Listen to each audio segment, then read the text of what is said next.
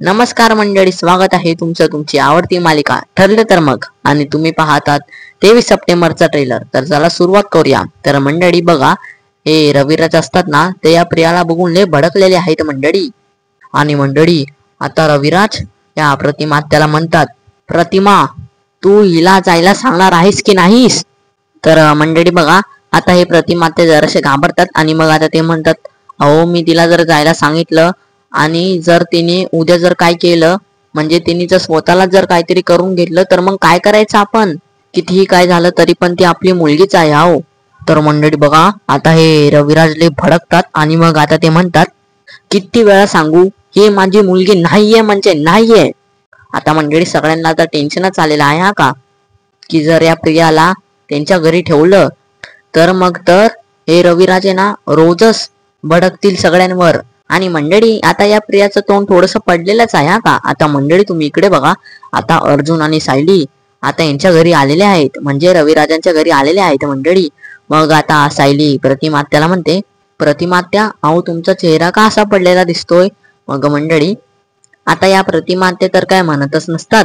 त्यामुळे मंडळी आता सुमनताईच आता म्हणते, तन्वी आली. आणि मग आधी तर वहिनी तयारच नव्हतं या तन्वीला घ्यायला, पण तिने आमच्या दारासमोर जीव द्यायचा प्रयत्न केला तिचा. मग मंडळी आता हे ऐकून अर्जुन आणि सायली हे दोघी जण शॉक झालेले आहेत मंडळी. तर मंडळी आता सुमनताई पुढे म्हणते, आणि नाईलाजाने वहिनींना तिला आणि अश्विनला घरात घ्यावंच लागलं. आता मंडळी बघा, आता डायरेक्ट आता आपल्याला या अर्जुनचा आणि या रविराज यांचा आपल्याला सीन दाखवण्यात आलेला आहे. अर्जुन आणि हे रविराज या नाटक्या प्रियाच्या खोलीत गाठोडं शोधत आहे मंडळी.